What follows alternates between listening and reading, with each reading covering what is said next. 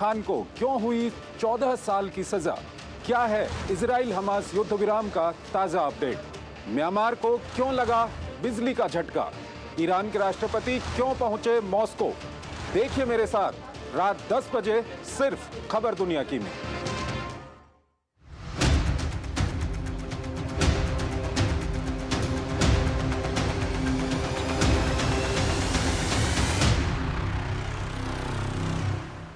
नमस्कार, भारत एट 7 में आप सभी का स्वागत है। मैं हूं निखिल सिंह और भारत एट 7 यानी खबर राज्यों की पूरब से पश्चिम तक, उत्तर से दक्षिण तक हर एक कोने की खबर आपको दिखाएंगे। शुरुआत हेडलाइंस के साथ।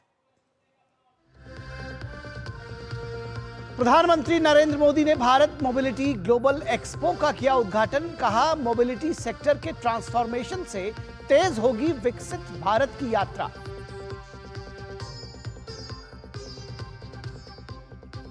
दिल्ली विधानसभा चुनाव के लिए भाजपा ने जारी किया संकल्प पत्र का पार्ट 1। महिलाओं बुजुर्गों के लिए बड़ा ऐलान। महिला समृद्धि योजना के तहत 2,500 रुपए देने की घोषणा। सरकार बनने पर दिल्ली में भी लागू की जाएगी आयुष्मान कार्ड योजना। रक्षा मंत्री राजनाथ सिंह का बड़ा बयान। दुनिया में हो रहे युद्ध और तनाव को देखते हुए भारत अपनी सेनाओं को कर रहा है मजबूत, तकनीकी रूप से भी सक्षम।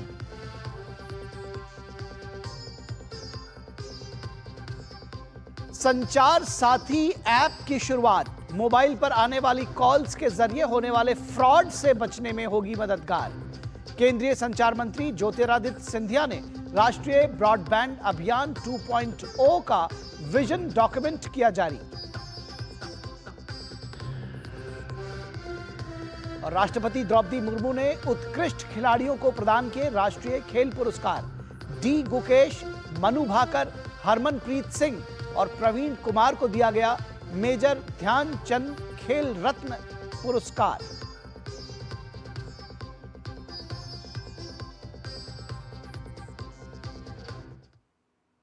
और सबसे पहले बात दिल्ली के सियासत की। दिल्ली में भाजपा ने अपना संकल्प पत्र जारी किया है। भाजपा ने खोल दिया खजाना। दिल्ली विधानसभा चुनाव के लिए बीजेपी ने आज अपना संकल्प पत्र जारी किया है।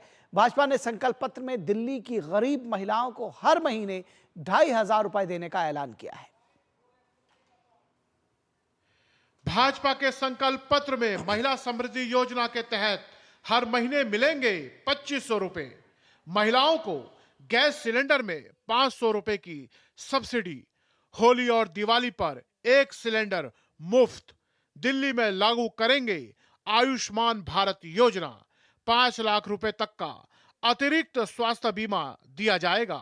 70 साल से अधिक आयु के लोगों को 10 लाख रुपए का बीमा। वरिष्ठ नागरिकों को 3,000 रुपए पेंशन दी जाएगी।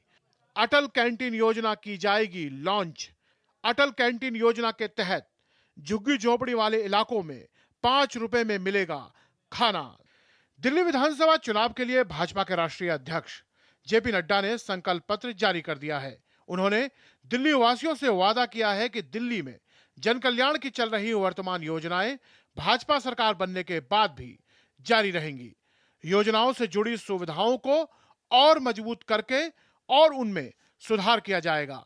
योजनाओं को भ्रष्टाचार मुक्त भी किया जाएगा। गौरतलब है कि भाजपा अपना संकल्प पत्र 3 चरणों में लागू करेगी। यह इसका पहला हिस्सा है।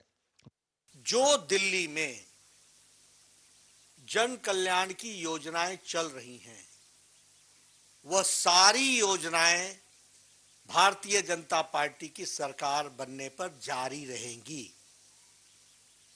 और वह ज्यादा कारगर तरीके से, मोर इफेक्टिवली और उसका सुदृढ़ीकरण किया जाएगा। भाजपा ने संकल्प पत्र में महिलाओं को सशक्त करना अपनी प्राथमिकता बताया है। जेपी नड्डा ने कहा कि महिला सम्मान का जो वादा किया है वो पूरा करेंगे। समाज के हर वर्ग पर हमारा फोकस है। दिल्ली में महिला समृद्धि योजना के तहत हर महीने 2,500 रुपए दिए जाएंगे।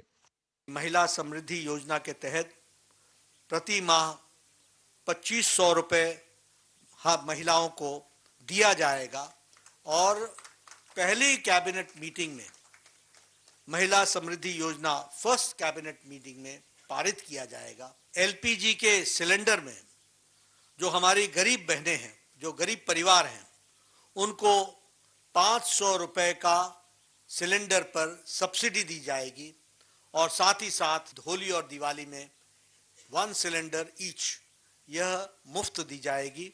भाजपा के संकल्प पत्र के पहले भाग को जारी करते हुए जेपी नड्डा ने कहा कि दिल्ली में बेहतर स्वास्थ्य सेवाएं उपलब्ध कराने के लिए आयुष्मान भारत योजना को लागू किया जाएगा।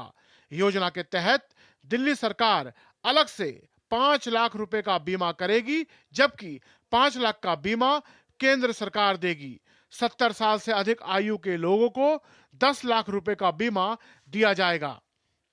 5 तारीख को आपका फैसला आएगा, हमारी सरकार बनेगी और प्रथम कैबिनेट में हम आयुष्मान भारत केंद्र सरकार की लागू करेंगे 51 लाख लोगों पर और उसके साथ साथ 5 लाख रुपए का एडिशनल हेल्थ कवर देंगे, उसको भी हम बताना चाहते हैं। भाजपा ने संकल्प पत्र में 60 से 70 साल के लोगों की पेंशन में 500 रुपए बढ़ोतरी का भी वादा किया है। Bureau report, DD news. और अब बात होगी गरीब मुक्त मध्य प्रदेश की। मध्य प्रदेश सरकार ने साल 2028 के अंत तक राज्य से गरीबी खत्म करने का लक्ष्य हासिल किया है और अब मध्य प्रदेश की मोहन यादव सरकार गरीब कल्याण मिशन शुरू करने जा रही है। तो देखिए भोपाल से यह विशेष रिपोर्ट कि आखिर गरीबी खत्म करने का प्लान क्या है। गरीब मुक्त हो जाएगा मध्य प्रदेश। साल 2028 तक का गरीबी समाप्त करने का लक्ष्य। गरीब कल्याण मिशन 2028 को लागू करने का निर्णय। किसान, महिला, युवा और गरीब, इन चारों के कल्याण के लिए मध्य प्रदेश सरकार विशेष प्रयास कर रही है। मध्य प्रदेश के मुख्यमंत्री मोहन यादव ने 2028 तक गरीबी को खत्म करने का लक्ष्य तय किया है। इसके लिए सरकार ने एक योजना बनाई है जिस पर काम शुरू होगा। कैबिनेट की बैठक में गरीब कल्याण मिशन 2028 को लागू करने का निर्णय लिया गया। इस मिशन का मकसद राज्य के गरीब और वंचित लोगों को सशक्त बनाना है। 2025 तक हर गरीब तक पहुंचकर उसकी समस्याओं को हल करने पर जोर दिया जाएगा। मध्य प्रदेश में जितने भी गरीब और वंचित लोग हैं वे सशक्त हैं और हमेशा कोशिश करेंगे कि 2025 तक हम हर गरीब के पास तक पहुंचकर और उसकी गरीबी कैसे दूर हो सके उसके लिए काम करें।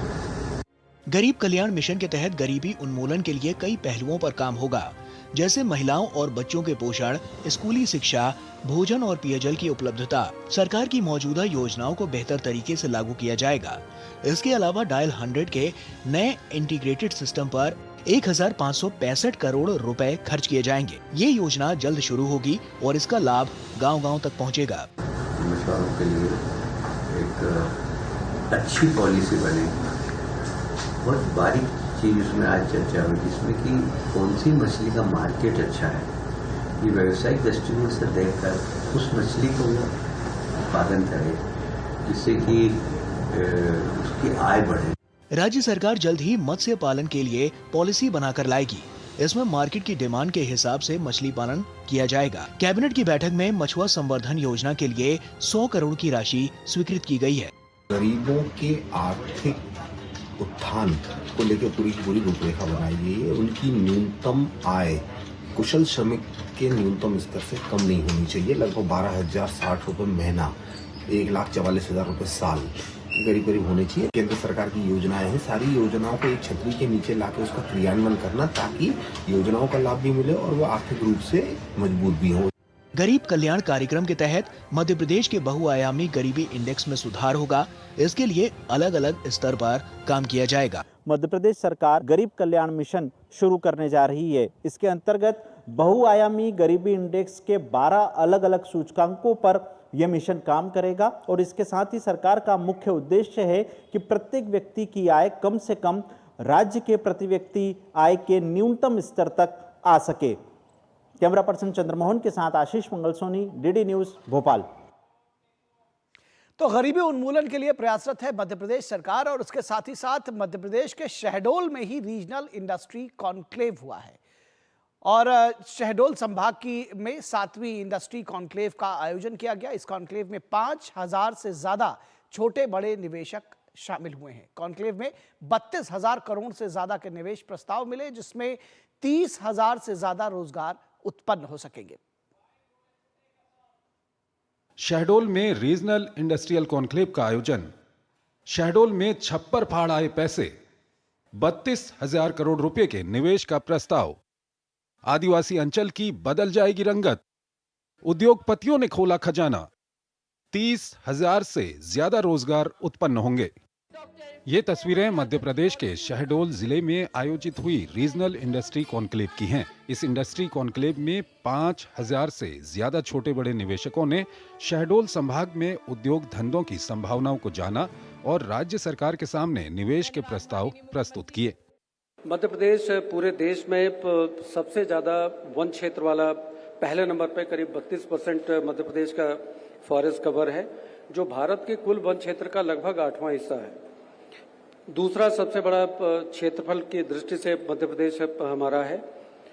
दूसरे नंबर पे हम हैं फूड ग्रेन प्रोडक्शन में पूरे भारतवर्ष में। पिछले कुछ सालों पहले हम जहां सिर्फ 500 मेगावाट पे थे 2012 में, पिछले 12 सालों में उससे करीबन 6,500 मेगावाट हम हैं। पर उससे भी ज्यादा महत्वपूर्ण है कि आगे हमारे लिए क्या रास्ता हम लोगों ने तय किया है। कार्यक्रम के दौरान मुख्यमंत्री डॉक्टर मोहन यादव ने 30 औद्योगिक इकाइयों का लोकार्पण एवं भूमि पूजन किया। इन इकाइयों में 570 करोड़ रुपए का निवेश और 2600 रोजगार का सृजन होगा।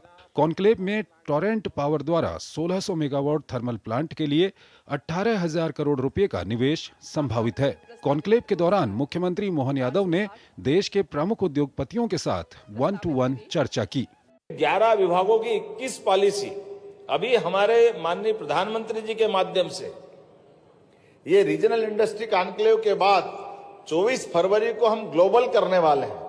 जब अपनी ग्लोबल इंडस्ट्री कॉन्क्लेव करेंगे तब तक सभी विभागों की पॉलिसी बनकर आ जाएगी। कार्यक्रम स्थल पर व्यापार प्रोत्साहन के लिए बिजनेस प्रमोशन सेंटर और ट्रेड एसोसिएशन एवं शासकीय विभागों के प्रदर्शनी स्टॉल भी लगाए गए। एक जिला एक उत्पाद के तहत स्थानीय उत्पादों को बढ़ावा देने के लिए लगी प्रदर्शनी में स्थानीय कारीगरों और उत्पादकों को अपने उत्पादों को व्यापक दर्शकों तक पहुंचाने का अवसर भी मिला। शहडोल में ये 7वीं रीजनल इंडस्ट्री कॉन्क्लेव थी। देखा जाए तो ये आखिरी क्षेत्रीय स्तर पर होने वाली इंडस्ट्री कॉन्क्लेव थी। अब मुख्यमंत्री जापान जा रहे हैं और जापान में निवेशकों को आमंत्रित करेंगे भोपाल में होने वाली ग्लोबल इन्वेस्टर समिट के लिए, जिसमें भारत के प्रधानमंत्री नरेंद्र मोदी होंगे। कैमरामैन गौरव निरुटकर के साथ आदित्य श्रीवास्तव, डीडी न्यूज, शहडोल। तो ये थी बात रीजनल इंडस्ट्री कॉन्क्लेव की, और आगे भारत H7 में बात होगी भव्य दिव्य महाकुंभ की। लेकिन रुकेंगे एक छोटे से ब्रेक के लिए, कहीं मत जाइएगा, जल्द हाजिर होंगे। खाने में तो स्वाद नहीं है। अरे किफायती लाल सस्ते वाले दाल मसाले स्वाद हुआ बेकार। इधर कीमती लाल को देखो खाना बना कमाल। NDH की हल्दी मिर्ची धनिया करे कमाल। ये रंग दे, ये खुशबू दे, ये तीखा, ये कम पड़े। क्या निराला NDH मसाला। मेरी पसंद, मेरी पसंद, मेरी पसंद, मेरी पसंद, हमारी पसंद, हम सबकी पसंद। मजबूत देश का मजबूत सरिया हो गया स्टील। रिटायरमेंट प्लानिंग के लिए तेरा SIP के बारे में क्या ख्याल है? रिटायरमेंट अभी तो पूरी लाइफ बाकी है यार। और तुझे नहीं लगता अगर रिटायरमेंट के बारे में अभी से नहीं सोचे तो आगे जाके प्रॉब्लम होगी? पर रिटायरमेंट के बारे में सोचना क्यों है इतना जरूरी? जब तक आप रिटायर हो जाएंगे महंगाई काफी ज्यादा बढ़ जाएगी और आपकी इनकम वो तो रुक ही जाएगी। इसीलिए आज ही म्यूचुअल फंड्स में SIP शुरू कीजिए और हर महीने थोड़ा थोड़ा करके धन इकट्ठा कीजिए एक कंफर्टेबल रिटायर्ड लाइफ जीने के लिए। अधिक जानकारी के लिए अपने वित्तीय सलाहकार से परामर्श करें। LIC म्यूचुअल फंड द्वारा निवेशक शिक्षा की एक पहल। म्यूचुअल फंड निवेश बाजार जोखिम के अधीन है। योजना से संबंधित सभी दस्तावेजों को ध्यान से पढ़ें। MDH का किचन किंग किचन में हो तो हम सब कुछ बना सकते हैं। बैंगन का भरता, आलू गोभी, भिंडी मसाला और भी बहुत कुछ। MDH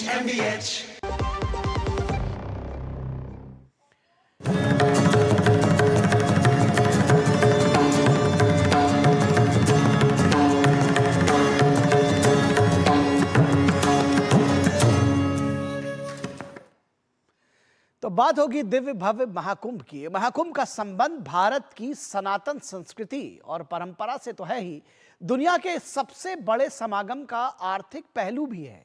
कई संस्थाओं के मुताबिक 45 दिनों में महाकुंभ में लगने वाली दुकानों से ही 20,000 करोड़ रुपए की कमाई होगी और सरकार की कमाई 3 लाख करोड़ रुपए तक पहुंच सकती है। श्रुतिः प्रमाणं स्मृतयः प्रमाणं पुराणं। यह किसी एक स्थान पर दुनिया का सबसे बड़ा मानव समागम है। उत्तर प्रदेश सरकार ने भारत की समृद्ध सांस्कृतिक सनातन विरासत को दुनिया तक पहुंचाने के लिए केवल 121 दिनों के लिए एक नया जनपद ही बना डाला। ये विहंगम दृश्य है उत्तर प्रदेश के सबसे युवा जिले का, जिसका नाम है महाकुंभ नगर। भारत की अनादि सनातन परंपरा का साक्षी रहा प्रयागराज का नया जिला 1 दिसंबर 2024 से 31 मार्च 2025 तक अस्तित्व में रहेगा। मकर संक्रांति के दिन जनसंख्या के लिहाज से यह दुनिया का सबसे बड़ा जिला बन गया, जब एक दिन में 3.5 करोड़ लोगों ने त्रिवेणी संगम में आस्था की डुबकी लगाई। इसके साथ ही महाकुंभ नगर विश्व का सबसे बड़ा अस्थायी शहर है। 45 दिनों तक चलने वाले कुंभ मेले के लिए सरकार करीब 7,000 करोड़ रुपए खर्च करने जा रही है। 2019 के कुंभ के मुकाबले इस बार मेला आयोजन पर खर्च 72% ज्यादा है। यहाँ प्रशासन ने श्रद्धालुओं के लिए आवासीय सुविधा के लिए 1.5 लाख टेंट बनाए हैं। करीब 4,000 हेक्टेयर में फैले मेला क्षेत्र में सभी मूलभूत सुविधाएं उपलब्ध कराई गई। 102 पार्किंग स्थल बनाए गए, जिसमें 5 लाख से ज्यादा वाहनों की पार्किंग की जा सकती है। सरकार ने महाकुंभ के आयोजन के लिए करीब 550 परियोजनाओं को पूरा किया। 45 दिनों तक चलने वाले इस महाकुंभ में अगर 40 करोड़ लोगों से अधिक लोग आते हैं और अगर हम औसत रूप से 5,000 रुपए प्रति व्यक्ति का व्यय भी मान लें, तो कुल आर्थिक लाभ 2 लाख करोड़ रुपए से अधिक हो जाएगा उत्तर प्रदेश को, जो कि उत्तर प्रदेश की कुल सकल घरेलू आय के 0.8% के बराबर है, भारत की आय के 0.7% बराबर है। इससे निश्चित ही उत्तर प्रदेश को एक ब्रांड के रूप में विकसित करने और निकट भविष्य में $1 ट्रिलियन की अर्थव्यवस्था बनाने में अवश्य सहायता मिलेगी। उत्तर प्रदेश सरकार को उम्मीद है कि टूरिज्म सेक्टर में 5,000 करोड़ रुपए का निवेश आएगा। CAIT के मुताबिक इससे 40,000 करोड़ रुपए का रेवेन्यू जनरेट होगा। कैट का यह भी मानना है कि यहाँ पर लगने वाले दुकानों की कमाई 20,000 करोड़ रुपए के पार होगी। तीर्थ यात्रा और धर्म से जुड़े सामानों का कारोबार 20,000 करोड़ रुपए का हो सकता है। पहली बार कुंभ की परिक्रमा के लिए हेलीकॉप्टर का भी इस्तेमाल किया जा रहा है, जिसका किराया प्रति व्यक्ति 5,000 रुपए है। केवल इस गतिविधि से 10,000 करोड़ रुपए का रेवेन्यू होने की उम्मीद है। उत्तर प्रदेश सरकार को उम्मीद है कि इससे राज्य सरकार को 2 लाख करोड़ रुपए का राजस्व मिलेगा। देश को 2 लाख करोड़ का लाभ होगा, जिसमें लाखों दुकानदारों को, लाखों जो है लोगों को इसमें रोजगार प्राप्त होगा, उनकी आय बढ़ती हुई नजर आती है। यदि हम भारत के स्तर पर देखते हैं तो पूरे भारत से जो श्रद्धालु आ रहे हैं, पर्यटक आ रहे हैं और जो धार्मिक पर्यटक आ रहे हैं, तमामों राज्यों में जहां से इनके पर्यटक आते हैं उनको लाभ होगा। तो मुझे लगता है कि इसको और आगे बढ़ाया जा सकता है। तो भारत की GDP में जहां वृद्धि होगी, उत्तर प्रदेश को $1 ट्रिलियन की अर्थव्यवस्था बनाने में ये प्रयागराज का महाकुंभ एक महत्वपूर्ण भूमिका निभाता हुआ दिखाई पड़ता है। प्राचीन काल से ही भारत में अर्थशास्त्र धर्म और संस्कृति के इर्द गिर्द ही घूमता रहा है। प्रयागराज में अनादिकाल से चल रहा महाकुंभ इस परंपरा का सबसे बड़ा साक्षी है। महाकुंभ 2025 का प्रयागराज की स्थानीय अर्थव्यवस्था पर भी व्यापक असर पड़ा है। प्रयागराज के लिए हवाई यात्रा बुकिंग में 162% का इजाफा, रेलवे टिकट्स की बुकिंग में 187% का इजाफा देखा गया। वाराणसी और लखनऊ के लिए भी एयर टिकट्स की बिक्री में भी भारी बढ़ोतरी। वेबसाइट्स पर प्रयागराज संबंधी खोजों की संख्या 23 गुना बढ़ी। प्रयागराज के आसपास के होटल रोजाना 10 से 40,000 चार्ज कर रहे हैं। कुंभ मेला टेंट सिटी में 1 लाख से ऊपर प्रतिदिन वाले टेंट्स की बुकिंग फुल हो चुकी है। जानकार भी बताते हैं कि जितने टेंट्स मेला क्षेत्र में बनाए गए हैं, उनमें से करीब 50% की बुकिंग पहले से ही हो चुकी है। साथ ही मेला प्रशासन ने 25 लाख लोगों को 1 महीने तक कल्पवास करने की सुविधा उपलब्ध कराई है। कैमरामैन शिव सुमन के साथ अजय मिश्रा, DD न्यूज, प्रयागराज। तो थी बात दिव्य भव्य महाकुंभ की, जिसके आर्थिक पहलू पर हमने आपको जानकारी दी। और यहाँ भारत एट 7 में रुकेंगे एक छोटे से ब्रेक के लिए। ब्रेक के बाद जब वापस लौटेंगे तो बात होगी परीक्षा पर चर्चा को लेकर छात्रों में कितना उत्साह है। Hey girls! Congratulations! आज तो पार्टी चाहिए। चैंपियन के साथ सेल्फी लेंगे। आइडिया, यही करते हैं पार्टी। Pizza party. ये चल अपना कार्ड और पिन दे। मेरे कार्ड की डिटेल्स मैं खुद ही डालूंगी। आरबीआई कहता है अपना पिन, ओटीपी, सीवीवी या इंटरनेट बैंकिंग पासवर्ड किसी के साथ शेयर ना करें। ऑनलाइन बैंकिंग सिर्फ अपने कंप्यूटर, मोबाइल और सिक्योर नेटवर्क से करें। बाय गर्ल्स, कहाँ जा रही है? सुना नहीं? No sharing. आरबीआई कहता है जानकार बनिए, सतर्क रहिए।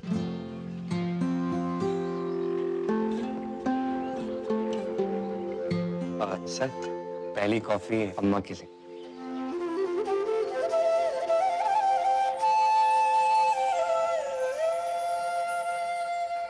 जब अपनों का साथ हो तभी होता है शुभ आरंभ। इसीलिए सिर्फ मुथूट फाइनेंस सदियों से देता आ रहा है और नई शुरुआत में अपनों जैसा भरोसा।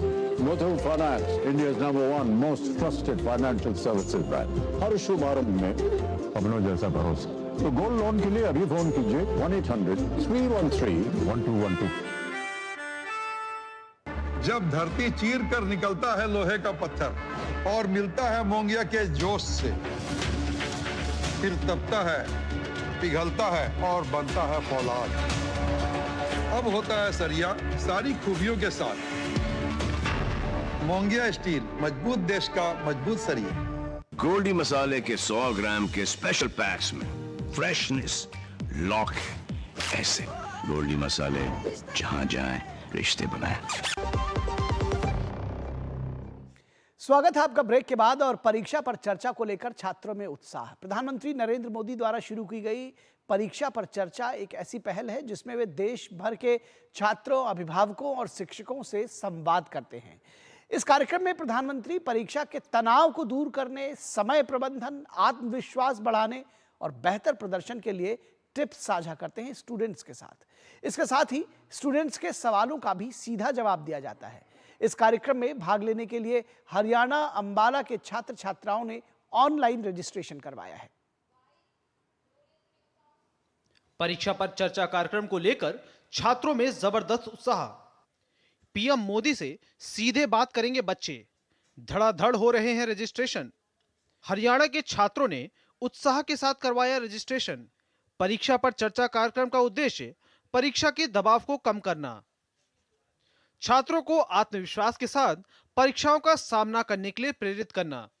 देश भर के छात्रों में परीक्षा पर चर्चा कार्यक्रम को लेकर जबरदस्त उत्साह देखने को मिल रहा है।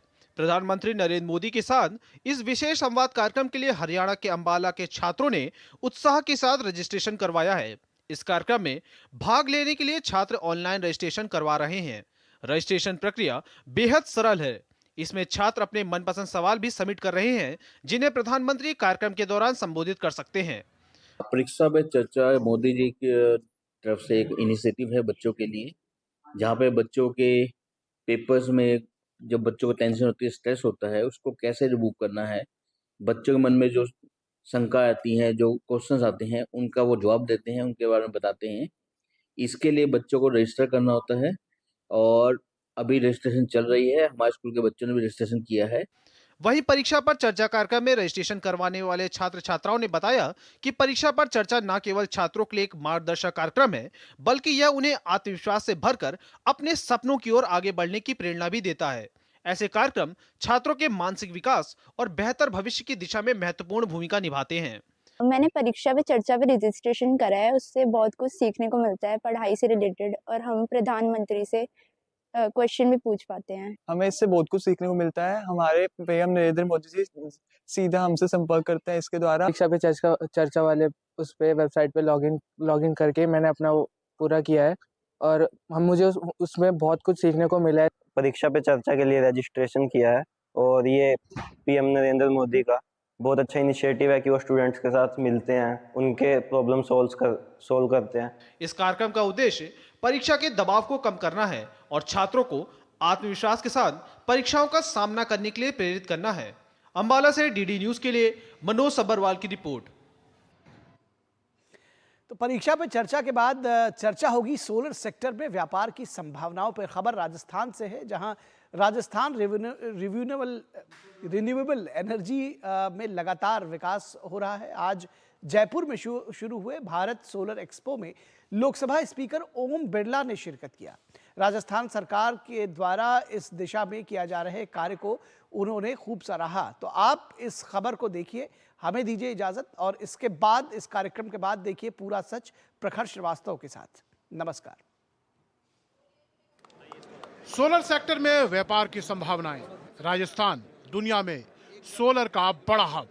जयपुर में भारत सोलर एक्सपो का आगाज। रिन्यूएबल एनर्जी में पहले नंबर पर राजस्थान। देश भर में जल्द ही राजस्थान करेगा क्लीन एनर्जी की आपूर्ति। लोकसभा अध्यक्ष ओम बिरला ने राजस्थान सोलर एसोसिएशन द्वारा आयोजित भारत सोलर एक्सपो में शिरकत की। इस अवसर पर उन्होंने सौर ऊर्जा क्षेत्र में राजस्थान के अग्रणी योगदान पर जोर दिया। दुनिया में भारत ग्रीन एनर्जी में, क्लीन एनर्जी में और रिन्यूएबल एनर्जी के अलग अलग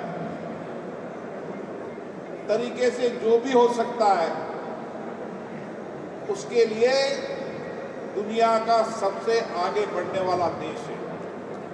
राजस्थान का पश्चिमी भूभाग पहले अभिशाप माना जाता था, लेकिन आज वरदान साबित हो रहा है। राजस्थान सोलर में नंबर 1 पायदान पर बन गया है। राज्य में एकीकृत ऊर्जा नीति बनाई गई है। सोलर मैन्युफैक्चरिंग इंडस्ट्री से जुड़े हुए लोग राजस्थान में इन्वेस्टमेंट के लिए आए, उसके लिए सरकार हर मदद करने के लिए तैयार है। जो ये लगभग इसमें 500 स्टॉल लगे हैं, 150 इसमें हमारे जो एग्जीक्यूटिव भाग ले रहे हैं। इस तरह के और आयोजन करने की राजस्थान में आवश्यकताएं हैं। राजस्थान अक्षय ऊर्जा सोलर एनर्जी के क्षेत्र में एक हब बनने जा रहा है। राजस्थान सरकार द्वारा नवीकरणीय ऊर्जा को बढ़ावा दिए जाने के प्रयास किए जा रहे हैं। इससे इस दिशा में कार्य कर रहे लोगों को प्रोत्साहन मिल रहा है। राजस्थान नंबर 1 है सोलर ऊर्जा में और राजस्थान नंबर 1 है नवीनीकरण ऊर्जा में। हम लोगों ने ये डिसाइड किया कि हम लोग राजस्थान में भी एक एक्सपो करेंगे जो कि एक इंटरनेशनल लेवल पे होगा और जो कि राजस्थान को आगे बढ़ाएगा, जो राजस्थान की मैन्युफैक्चरिंग को आगे बढ़ाएगा, जो कि राजस्थान में रोजगार के अवसर प्रदान करेगा। भारत सोलर एक्सपो में सौर पैनल, मॉड्यूल्स और सोलर सेल मैन्युफैक्चरिंग कंपनियों ने अपने उत्पादों का प्रदर्शन किया।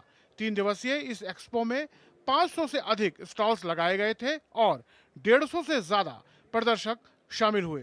राजस्थान सौर ऊर्जा के क्षेत्र में विकास के नित नए कदम बढ़ा रहा है। इससे राज्य की आर्थिक तरक्की को गति मिल सकेगी, तो वहीं देश के लिहाज से ऊर्जा के क्षेत्र में आत्मनिर्भरता को भी मजबूती मिल पाएगी। कैमरा पर्सन केदार प्रसाद के साथ महेश दाधिच, डीडी न्यूज़, जयपुर।